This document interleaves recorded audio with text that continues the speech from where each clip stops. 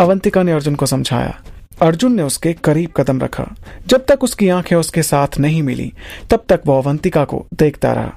उसने अपना हाथ उठाया और उसके चेहरे के साइड में चलाने लगा। अवंतिका, मैं तुम्हें कैद करने की कोशिश नहीं कर रहा हूं, लेकिन क्या तुम कम से कम मुझे बता नहीं सकती थी कि तुम कहां जा रही हो? जानती हो ना मैं तुम्हारे लिए कितना परेशान रहता हूं। तुम्हारे सिल्वर लीफ पर जाने से पहले हमारे पास बहुत कम समय है।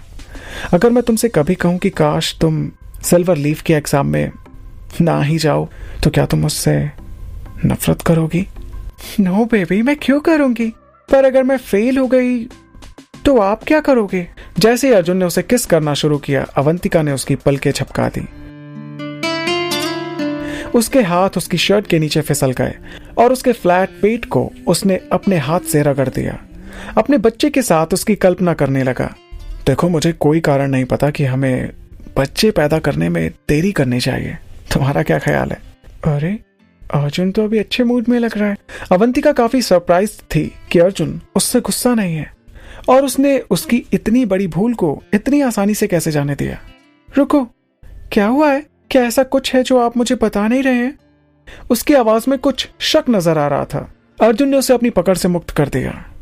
वो अवंतिका, दादी ने मुझसे अपने भतीजे और भतीजी को हमारे साथ रखने के लिए एक एहसान करने के लिए पूछा है। क्या तुम्हें इससे कोई प्रॉब्लम तो नहीं होगी ना? रुको, क्या? मैं कुछ समझी नहीं, अवंतिका ने कहा। मुझे उनसे कोई परेशानी नहीं है, लेकिन मुझे समझ नहीं आ रहा कि हमारे घर ही क्यों आ रहे हैं वो।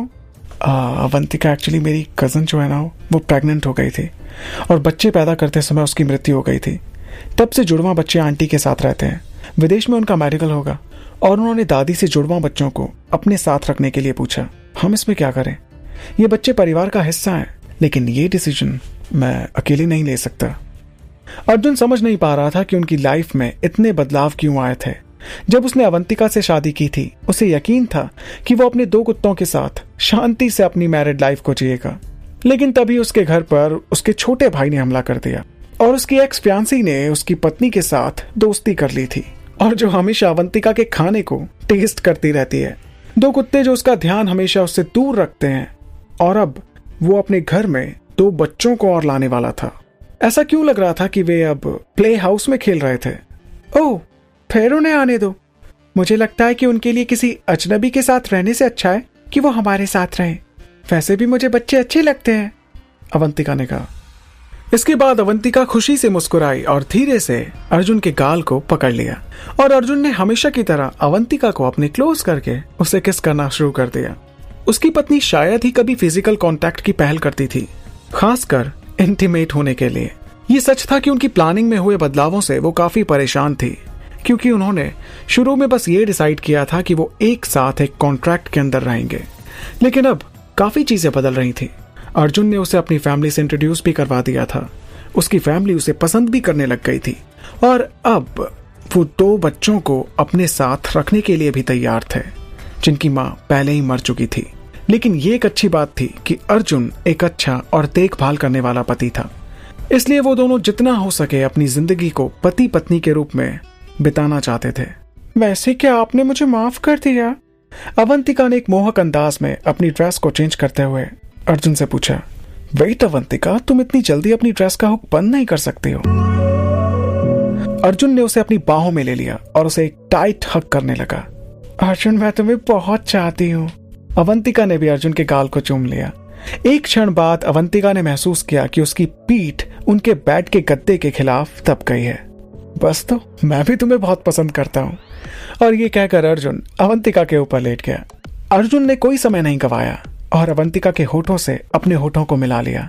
वो बात करने में ज्यादा समय वेस्ट नहीं करता था, और इस तरह एक और रात बीत गई। एक बार अवंतिका का पैर पूरी तरह से ठीक हो जाने के बाद मैडम अग्रवाल ने अवंतिका और अर्जुन को उनके घर जाने की अनुमति दी। लेकिन अवंतिका को साथ में बहुत सारे गिफ्ट्स भी मिले।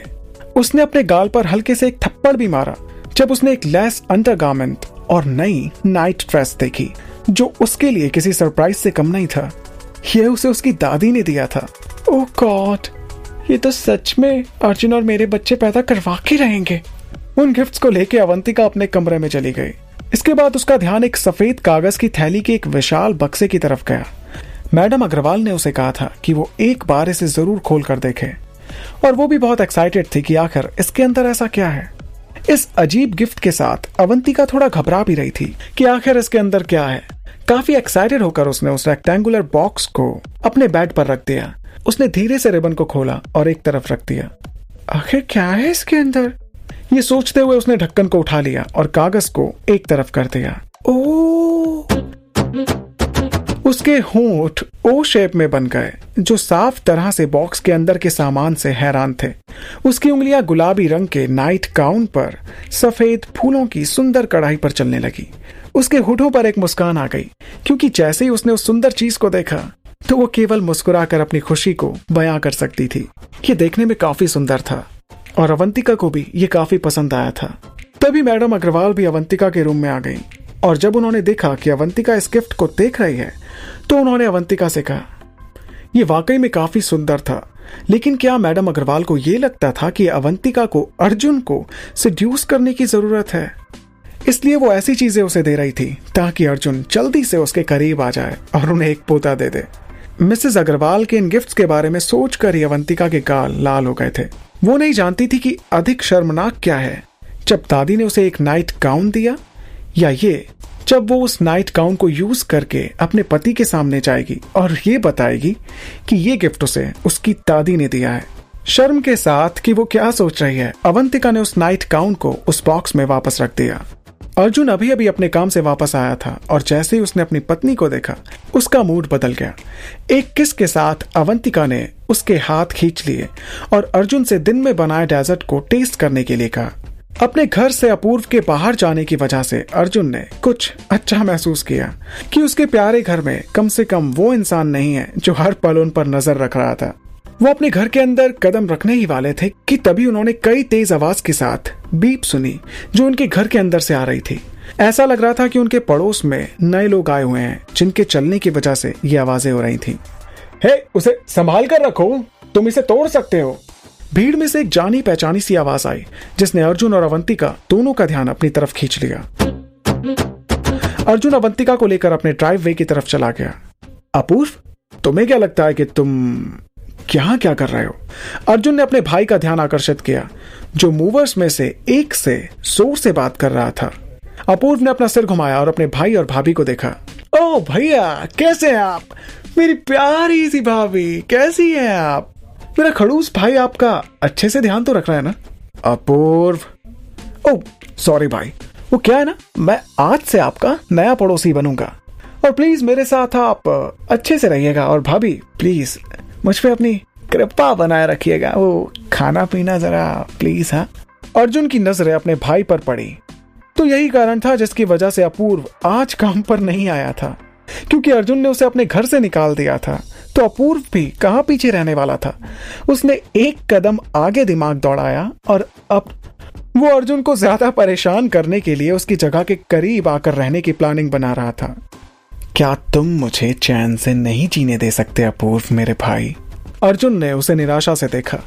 उसने सोचा था कि उसे अपूर्व से छुटकारा मिल गया है, लेकिन अब वो उन्हें परेशान करने के लिए वापस आ गया था, वो भी हमेशा के लिए उन्हीं के घर के बगल में। क्यों होता कैसे होता है जानना, इश्क विश्क प्यार प्यार लफ्जों में कहा,